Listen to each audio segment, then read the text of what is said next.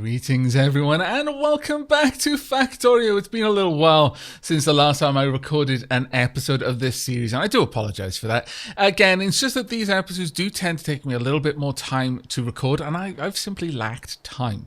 Or at least a large enough block of time to be able to probably sit down and think about the way I set out this episode. So, welcome back. Now, there is one upshot to having had a bit of time between these episodes, and that is a lot of people have had an opportunity to suggest a station name, because we can't just keep calling this station the Dispatch Station, although that is quite descriptive. No.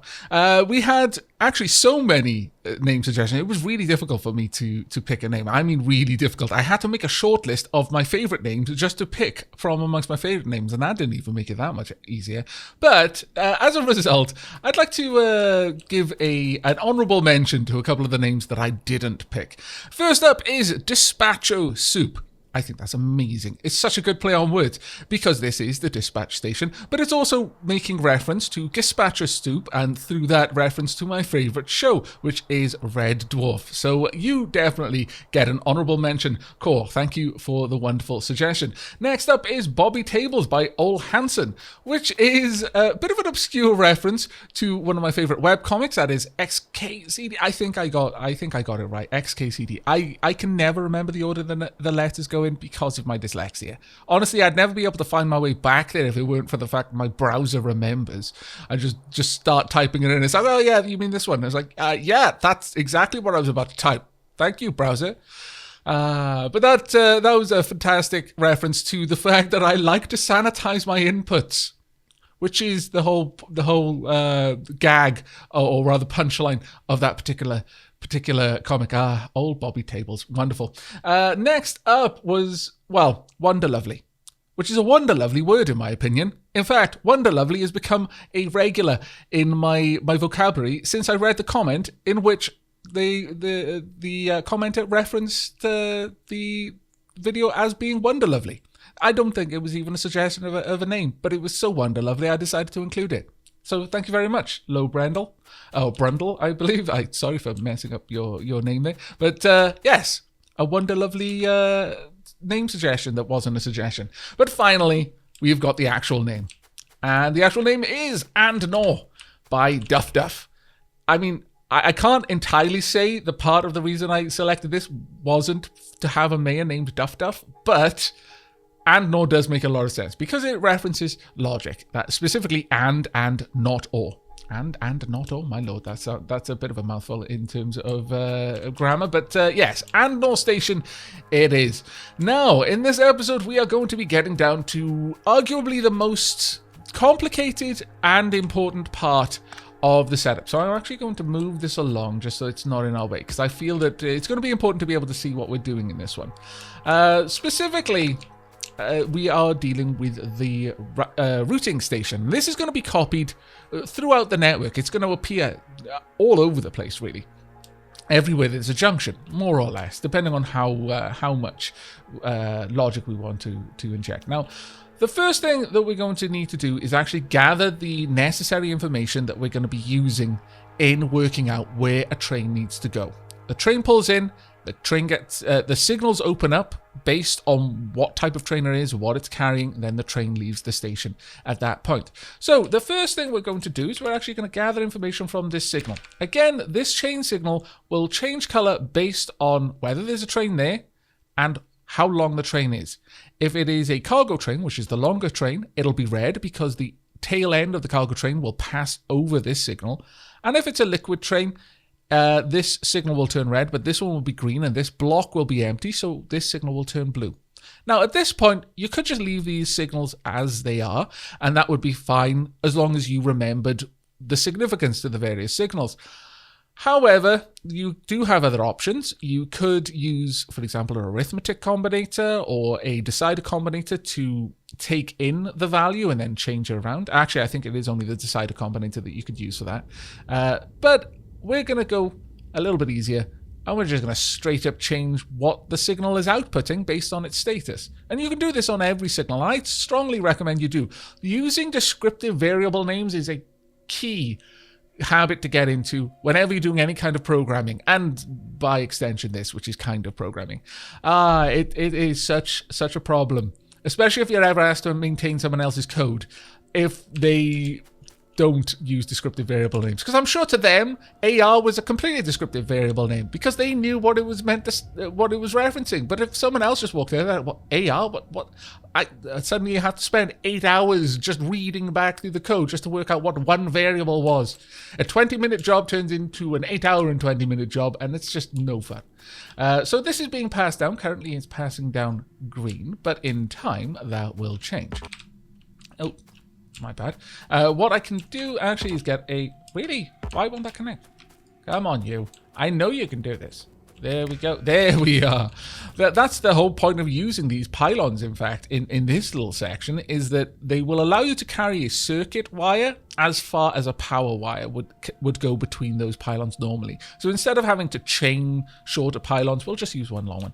But I will have you pull into the station just so that we can confirm this. So it's green currently, yellow, now it's a cargo train.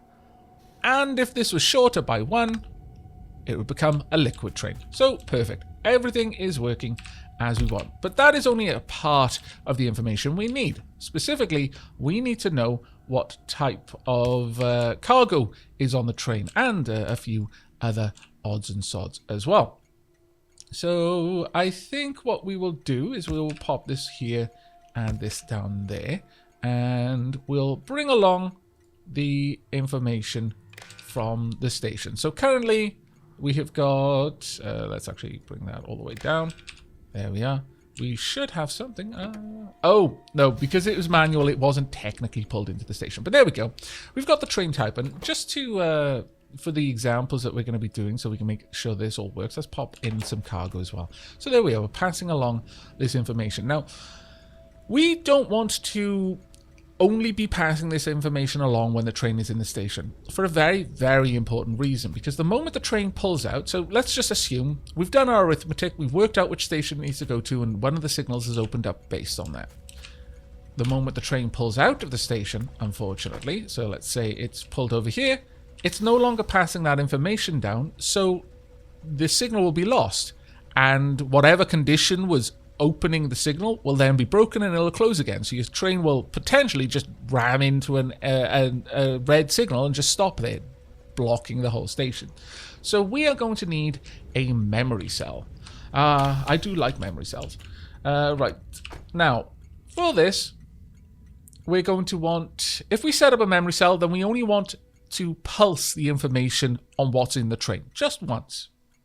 So, whereas we could set either of these up to be a memory cell, honestly, we are going to have the memory cell about over here, I'm going to say.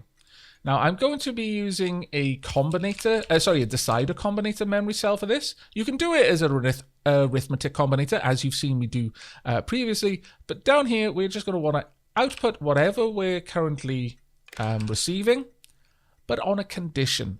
Now, the reason for this condition is, as I've mentioned, with the memory cell, we do need the train to remember what was in it until it's past the signal that it was going through. But after that, we want to lose that memory. We want to flush it at that point.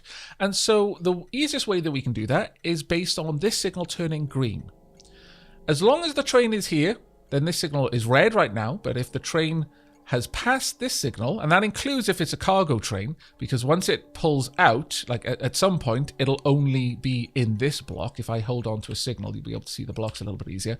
So once that train is only within the yellow block, even though it's left the station, this will stay blue until it has passed one of these signals, at which point this will turn green. And that's actually worth mentioning, that when a cargo train is pulling out, this signal will change to L, because technically it's not blocking this part of the rail. So we do need to also pass along only once, and only when the train is stopped at the station, what type of train it is. Otherwise it's going to confuse things. I can run a couple of examples later on for that though. But we do want to pass along the green signal. So it's not going to be immediately apparent why I'm doing this, but understand that for this to work, we are going to need to invert the signal coming from the chain signal. So whatever it was, change it to its negative. So in this case, negative 1C. And go ahead and pass that down all the way down here. So there we are. That's being passed along currently. The train isn't in there, so we don't need to do anything. Actually, just for convenience and to keep my wires moving in the right direction, I'm going to change these ones to green. Don't ever be afraid of doing that if it'll make things a little bit more convenient for you later. Now, I only want to pass that, whether it's a C or an L, down here.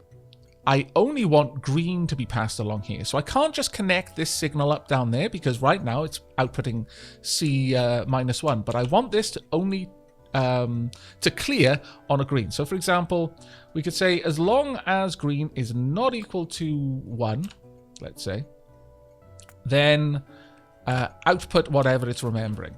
Right now, this is a constant signal. If I just connected that up, we're going to have to run this down like so. We'll keep it a little bit tidy. This is now a counter. It's not a memory cell. So we only want it to care about the signal if it's green. So we're going to need another combinator over here.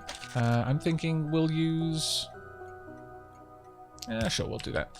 We'll use a decider combinator. We'll pass this signal along.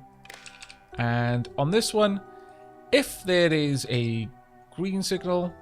or rather, if there is... if there is a green signal is... Well, since it's going to negate it to -1, we'll change this to is equal to -1. Because we know the specifics, so be as specific as you can be. We know it's never going to be -2 here. So we'll do that, and then we'll output only green on a +1. And then we just need to pass that down. Can we reach it all the way? Oh, we can. Perfect. So whenever... As long as green is not equal to 1, then continue remembering what you've got. We will go ahead and... Well, we could flush the inputs down there, but we'll just do it over here. It's easy enough. Boop. There we go. So once this pulls in, the memory cell will work until the train is completely clear of these signals, at which point we don't need to care about that anymore. Now, down here, let's allow the train to pull into the station first. There we go. So we've got our little signal, but we only want this signal to go out on a pulse, just once, so that we don't fill this memory cell up and just basically turn it into a counter again. So as we have done before, I'm going to have T turned negative and then fed back into this little loop. This should only output when T is positive. So when a train first pulls in, go ahead and output everything you've got. So currently it's outputting everything because T is positive, is being passed down along with everything else. However, as we've already covered, it takes a specific amount of time for a signal to move through a combinator. In the first tick, the combinator will decide what it's going to broadcast on the next tick, and then only when the next tick arrives does it pass that information out. So we'll have a tick's delay. This one will receive all of this information and will prepare to output 50 wood, T 46, 25 stone, 15 coal, and C -1. However, this one on the very next tick will output a negative version of T. So that will cancel out the T signal on the green wire, and then we'll end up with just the contents of the train and what type of train it is. But that will stop the signal. It won't pass that along. So we'll have gotten the entire contents of the train, the length of the train, that is C or L, and also T. Now, we don't actually want T at all. We always want T. I always want T. However, in this instance, we don't want the letter T to be passed on in our inputs. So let's go ahead and once again negate it and then pass that along. This one will pass everything along. We are having to use a reasonable amount of combinators for this. Well, perhaps it might seem unreasonable, but it does make everything so much better on the outside. So that the first tick will pass it all back. So let's go ahead, turn you off for a moment, then turn you on, and that should pass it through. And all we've got on the outside is what's in the train and what type of train it happens to be. Now, this is where the reason for it being a negative number on the length of the train, it comes into the equation. we want to check something here. So this little wire here is going to pass along out here, like so. It doesn't matter that this is all on the same thing, but we could change that if you want to keep things tidy, and you really should wherever you can. We'll output that on the red wire instead of the green. That way, this entire part is not just one long wire, so it prevents information flow back. It wouldn't really matter in this case, but it never hurts to be prepared. Now, when there is a signal, I want to check for every signal that is positive, everything that is above 0, I would like to output 1 of that thing. So right now, we know what types of cargo are on the train. We don't care what the number of cargo. But additionally, this is not broadcasting that it's a cargo train. We don't need that. If it's got cargo, we don't need to know its length, because the type of cargo it's carrying dictates what it is. And in fact, if it has any cargo at all, whether it's a liquid train or a regular cargo train, they're both going to the same place, and that is the stacker for our filled vehicles at the top. It's only when it's empty do I care what type of train it is. And for that, we can just say, for each thing that is less than 0, because it's going to be a negative number, then output that thing on 1. And at this point, we've now got a positive C or a positive L. Either way, we'll only get that. We don't want it for each. We want it if everything is negative, then it should output that thing. So this won't output a signal unless there's nothing on the train, because we've already stripped the train's identifier out of the pulsed signal that was being passed to the memory cell. So we don't have to worry about that, because that will always be positive. And so if the train has no cargo, then nothing was being passed down here except the type of train it was, and that's the only thing that gets over here. And of course, that's a negative number. So by putting this in, as long as every part of the signal is negative, then output the signal as a positive. It doesn't really matter that it's changed signs from a negative to a positive. That isn't the point. The point is that I'm either displaying its cargo or I'm displaying what it is. So at that point, we have the signal that we can pass along to our actual signals out of this block. And that's really all there is to it. We'll use a large pylon over here to pass this along, and we'll in fact move this a little closer. Right about there will do. We don't actually care that this is passing along power from this one, so let's actually sort that out, because that's going to make this look like spaghetti. There we go. Likewise, we don't really care too much if this one is passing power down, so let's cut that wire as well, and everything is just made a little bit tidier as a result. So we want to pass along this green signal out here, and we want to hand this to the various signals in these areas. Now, this is our fail-safe signal. So let's get that one ready. Over here, this is to our trains with an actual cargo. This is to our liquid trains, and this one is to our cargo trains. Now, we are going to want to do a couple of things with this. First and foremost, we do actually, for each one of these, we want to say what's there.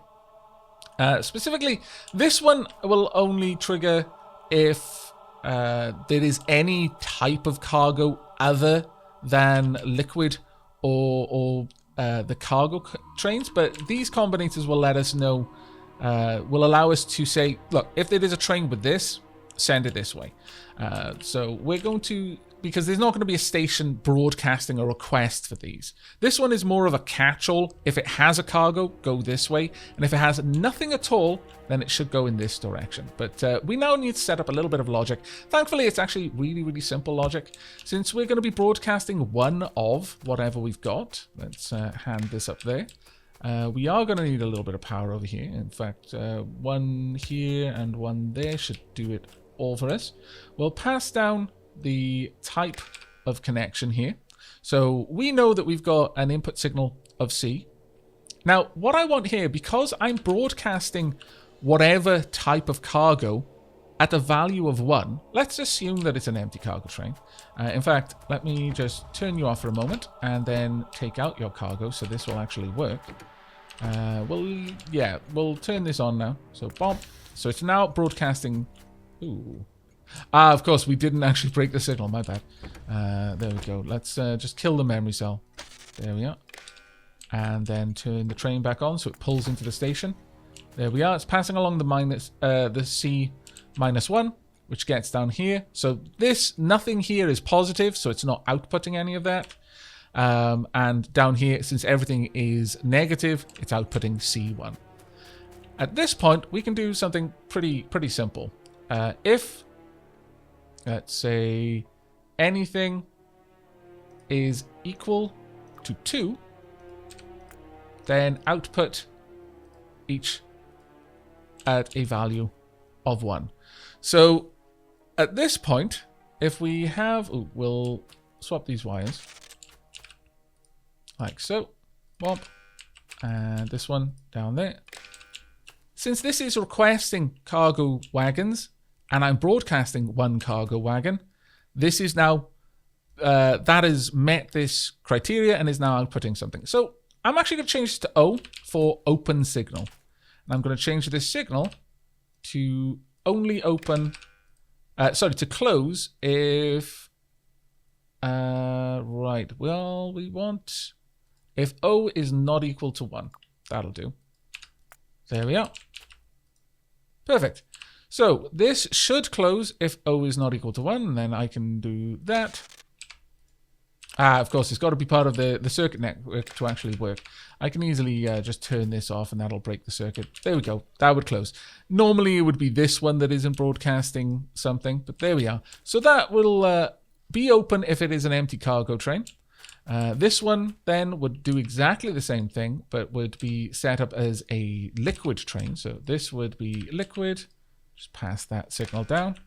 And this one down there. We'll copy that across, and we don't actually need to worry about the type of cargo here. This would be true if any number of items of cargo were true. So, for example, if we imagine that this was a signal from several stations further down the track, one of them was requesting wood, one of them was requesting stone, one of them was requesting coal, and we had a train pull in that had iron, well, then none of those signals would be 2, so this wouldn't open. But if we had one that called in that had some coal on it, then the coal signal would now be doubled up to 2, and so this was open. So with just this one combinator, we don't need to do anything specific to it, but that can now handle any kind of cargo being requested and broadcasted from the train that's been pulled in. We'll just pass this along to each one of these. There we go. So the input signals should be true. This is broadcasting C. Why is that? Oh, of course, the input signal there. That's fine. The green wire is broadcasting that there is a train here with cargo. Now, this should be all set up. We just need to pass that down to each of these. So that one is closed because it's not a liquid signal. Or rather, this is not the route for liquid wagons to take. Now, over here, we actually care if there is any signal at all being broadcast that isn't C or L. Unfortunately, we've already kind of done the magic down here to strip C and L out of that. So we're going to have to use this in particular to work out whether we've got a C signal. So only broadcast this if C is not equal to 1. And we'll output O on 1. This one to check if L is not equal to 1. And if that's true, then broadcast O as 1 as well. And then down here, we'll just have these two connect and hook up. Over here, if it isn't 2, then it should be closed. And then we'll just pass that along all the way. So there we are. This receiving a C, so it's outputting a O of 1. This is receiving nothing, so it's not outputting anything. But in this case, if we were to pull the train back, load it up with some other cargo. So let's do this, like so. Turn that off, break the memory cell, re-engage it, and turn it back on. We should find that this one has opened correctly, because it can see that there's neither a C signal nor an L signal, so both of these are outputting O. And then because this now has O2, it has oxygen, that has opened up. It is a little bit hard to follow. I do appreciate that. I hope I am covering it and explaining the reasons why we're doing things the way we're doing enough that you're able to follow. If you're having any troubles, please do let me know in the comments below. But as a result, if a train has any kind of cargo, it's not going to be broadcasting that it's a liquid train or that it's a cargo train. And as a result, this should open up. If it is broadcasting that it is a cargo train and no cargo in it, this one will open up. And if it is broadcasting that it is a liquid train and again, no cargo in it, then this one will open up. So the train will know where it is expected to go, no matter the what's going on.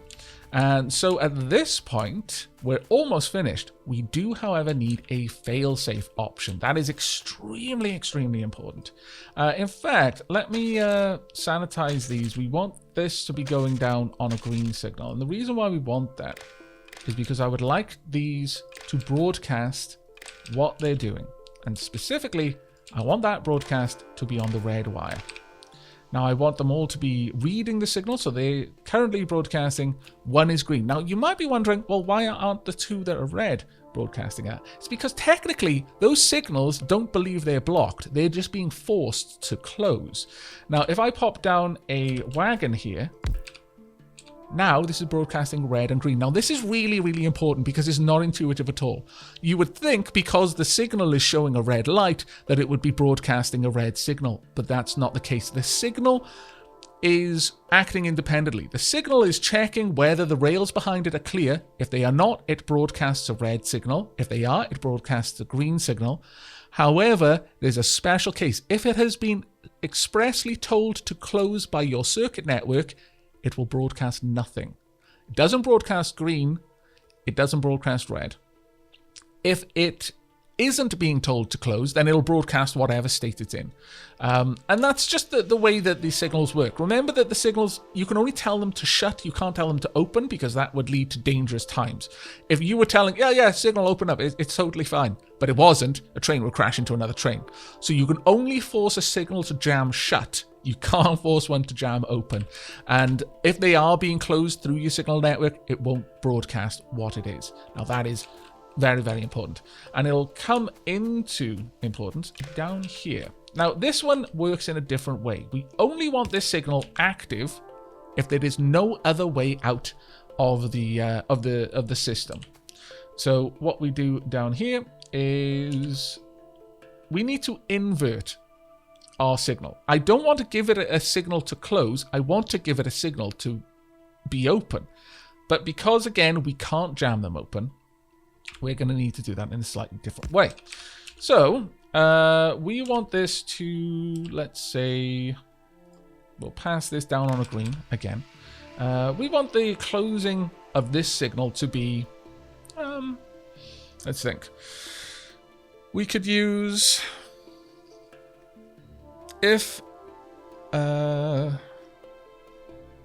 I suppose there isn't really a reason why you wouldn't want it to be open normally, but it just is a little bit cleaner if we have the system only open a signal when there is a train that wants to move through that area. It's more for aesthetics than anything else, I guess. But just know that you don't strictly need to do this. You could simply have this happen. Just bring this down and say it'll close if green is ever greater than 0. So there, it's closed because there is a green signal over here. If I break that particular one, there we are. It's opened up again. So you can do it super simply like that. However, be aware that if you are going to do it like that, then all of your trains are going to need a delay. They will need a delay signal. So you do something along these lines for time passed. And let's say you won't need very long. You could have 2 seconds. It's probably more than enough. 1 second is probably more than enough, if I'm perfectly honest. But you could have 2 for the sake of safety. Or you could have 5 to give yourself time to jump on any train that pulls into a station. You know you've got 5 seconds before it's going to leave again. Make it an and you're golden.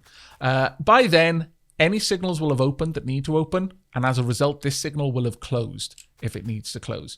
And at that point, your train can pull out. So the way you can do that, if you would like to, is just pass this red signal back to the station. There we are. Oh, can I get that to connect? It's a little bit too far. Okay, so you can pass it along like this. And because we've done that, it is showing the green signal to the train. So the train's pulling off, and away it goes. We should see that it is... Oh. Down blast. Ah, yeah, I jammed that one open because I'm a derp. Because we haven't actually set up the last little bit over there. I jammed all of these closed. So it just went to the closest station, which happened to be this one. We will hook this back up. There we go. And then I'm going to change that. My bad. There we go. Let's pull right back. All the way down. And then I just take away that combinator. We do actually want them all hooked up to wires, simply so that I can, in the future, track how many of these stations are currently closed. And, in fact, pass that signal all the way down here to let this signal know you can only do this if there are no red signals. In fact, we probably should go ahead and do that now. It's not something that we strictly need right this second, but it certainly doesn't hurt us to do it. So let's pass that along there, and then all the way down. Think about there. There we go. And then finally all the way down, and we could have that just in the middle. Yeah, you know what? We'll put it in the middle. Otherwise it's going to look wrong. No one wants it to look wrong. Come on, let's be honest with ourselves. There we are. And we'll just hook that up again. So there we go. We're now passing down whether there are actually any stations back that way that we can use. There we are. In fact, I wonder if we could just hook this up. You know what? I've never tried that. I've never tried to see if I could jam a chain signal closed. Let me have a look. They were for sciencing it. No, you can't. We are going to have to basically create the effect of a chain signal through circuits. Which isn't a problem. I mean, that's the whole point of this series, really. So there we go. We're passing down that there's nothing on here. And additionally, we could have a final one here, checking to see whether there are any green signals. If green is at least greater than 0, then output O on a signal count of 1. There we are. And so this one from now on will be closed if O is anything other than 3. There we go. Nice and simple. This one, we want this to follow all the way down. Again, we don't need this for the sake of power in any way. So I'm just going to connect this up on this side, I think. Can we get that to connect? Well, actually, we can probably get it to connect the other way as well, but we'll just do that for now. And just file this all the way down and then connect it up. There we go. That should be taking the input signals. There is only a red input signal being broadcast right now. That's fine. As long as there are green input signals, that's the main thing. Are all of them being forced to be red, though? Let's have a look. Closed signal. Actually, we don't want closed signals. We want regular signals only. In fact, I'm going to need to pass that along. See, this is the problem with not having recorded in a little while. I forgot what I did right at the end of the last episode. But there we go. So this will mean that we'll get plenty of correct signals down there. So it's only reading them. And we should have like dozens of, 9 specifically green signals. 1 red signal, but that's fine. As long as there is green signal in here, then this will work. You can go along your merry way. Go on. There we are. And poof. There we go. Pulled into a station. Now I'm going to empty it out and then send it on its way again so it can go all the way around. I should have actually done that first. There we go. And manual. Hop in. Pull you out. Jump back out. And continue on your way. Fare thee well. Now, that should actually show us whether this entire system works. Because when this pulls in, it should be dispatched to the cargo train area. This is currently showing okay. That is odd. Well, I guess that actually isn't odd. There we go. It is switched correctly. And in a few seconds, it'll pull out. There we go. Now, I do want to grab your orders and paste it to all my other trains. Let's go up here, paste it to this train. No, it hasn't grabbed the additional signals, unfortunately. So I'll just go ahead and add this in. Time passed. 5 seconds. That was completely a moment of truth, by the way, because I couldn't remember if I was still stood on the tracks. Never just stop on the tracks. It is a stupid idea. But there we are. That one's good. That one's good. And this one is, of course, good. And I wonder how many signals have been requested over there. Is this one going to stop there? That confuses me a little bit. Did I leave a bunch of requested signals over here? Let's have a look. If we've got input signals of 2, I guess I must have just drummed up a couple of them. Signals of 4. Well, it'll pass through a couple more times and it'll be fine. In fact, at this point, we can launch the liquid train and we can see if that one works as well. Currently it's moving down along the track, so it's blocking it. There we go. And as soon as this one's finished, it should be dispatched. It'll stop at the chain signal. This one will wait 5 seconds. Now, we have introduced a slowdown to the system. We could instead have it so that it will always only delay for as long as it takes to work out which way we want to go. Ooh, now you went to the wrong signal over here. Why was that, little train? You are clearly not carrying anything. Wait, what? How you... Oh, no, you're holding on to wood because I told you to. Because I'm a dip.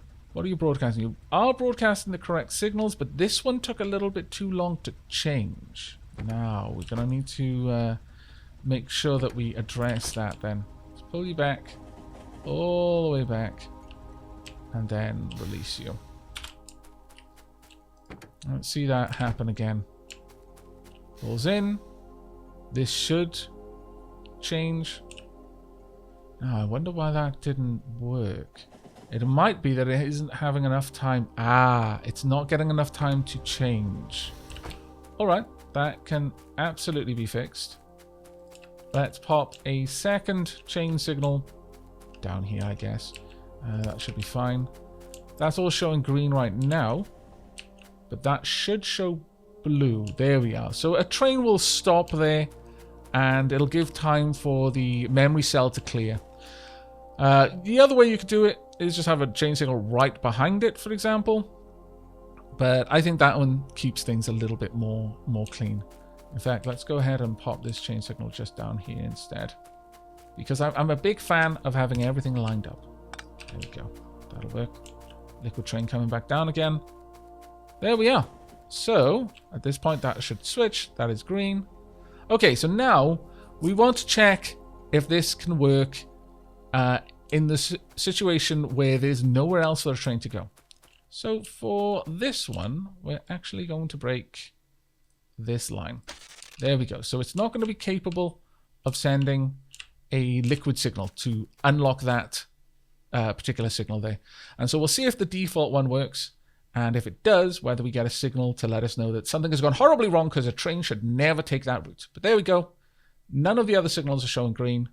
So this one has opened up. So there is always a route out of this routing area here. Are you going to leave? Is this broadcasting? Oh, it might not be broadcasting. There we go. Oh, my lord. It is going crazy. That was because it was broadcasting a green signal and then immediately reading the green signal. And it got very, very confused. Extremely, extremely confused. What we can do to correct that is isolate it. I mean, it'll eventually leave, but it's just nonsense there. Right. We want to activate this one again just so we'll let the train pull out. There we go. We're just going to have to make sure that there's no signal feedback down here. So instead of broadcasting this signal all the way back, which is currently what's happening, it's passing green along. We are going to want, let's see, we could just straight up pass this signal down along here, and then from there to here. And I only want this to pass out on one, whatever it's getting. So there we go. This is currently receiving a green signal and passing it. Oh no, that's very curious. I guess we don't want the red signals down here, so we aren't going to need that one at the moment. Ah, here we go. This is a bit of an easier one. This will work a lot better. Let's make this one not trigger on a green. It's fairly easy. This will only trigger on open. And that way, in the same way that we've got these set up, each one of them is broadcasting green. If I'd had these broadcast green, then it would have caused...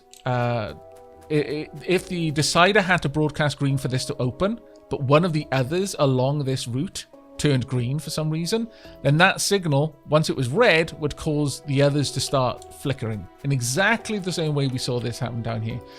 So I was a little bit behind myself on checking that. But if there is a green signal, if a green signal is greater than 0, then output O on 1. And this should be locked if O is not 1. If O is anything but 1, then that should be open. Outputting that. Close. Oh no, sorry. Close if O is 1. There we go. Now then, where is my train? Okay, so the train has just... I've just put it back onto manual mode just so we can have a look over the system. Because what we're going to need to do, all we've done so far is we've made sure that this is now only toggling on the O signal, but that is still in effect working on a green signal. So it's not a simple case of us now hooking this back up here so it's feeding back into the station, because again, this would be broadcasting a green signal, which would then get fed back through. All we've done is introduce a delay, so it would just toggle a slight fraction of a second less quickly. So what we need to do is, once again, we need to give ourselves some sort of means to prevent information flow back. So to do that, what I intend to do is we'll have this hooked up there. We'll have the red signal from the 3 regular lights feeding in here, and we can just have a green signal feeding up there, and this can simply pass along whatever it's getting. So in the case of our signals, it'll pass along green, hopefully, since there is a green signal open. So now let's turn you on and see how this works. I've broken the liquid exit there, so it should force it down here instead, and it's now a solid green. None of that ugly flickering. It has made a little bit of spaghetti here, unfortunately, but I'm sure in your own setups you'll be able to hook that up as desired. But there we go. The routing station is now complete, and our trains know where to go depending on what they're carrying. Anything with cargo will head up to the cargo stackers. Anything that is empty but is a cargo train will head over to the empty cargo train stacker, and anything that is liquid but is empty will head over to the liquid stacker. And that's all we needed to do. It's taken me a little bit of time. I'm not exactly sure how long this episode is going to be once I've edited and made sure that my explanations seem to make sense. So I'm going to end the episode here. We have got our new station, and again, this is easily the most important station that's going to be on the network at all in place. I know there are a couple of people who've been working on smart rail networks themselves, so now you know how I've done it. There's been a little bit of discussion in the comments on the people's various solutions. I hope you like mine. I will go ahead, however, and pop in a little tag here as well. How did I write the others? Was it in copper or was it in iron? It's important for all of these things to be in the same color. Damn it. It was very large and copper. Okay, so I'll go ahead and set up routing down here, and I'll also pop down a radar at the other locations. But in the next episode, we're finally going to get back to actual progress in this series. We've now got the dispatcher. Everything else is going to be easy because we're going to have it all blueprinted. So the next one will probably be a routing. Will probably be a mining episode. We'll actually set up one of our first mines. There we go. Let's grab you in about here, I think. Womp. There we are. Right, that's going to be it for me, though. I really do hope you've enjoyed, and I will see you in the next episode. But until then, and as always, do remember to leave a like if you liked, and sub if you haven't already, and I'll see you next time. Take care, everyone.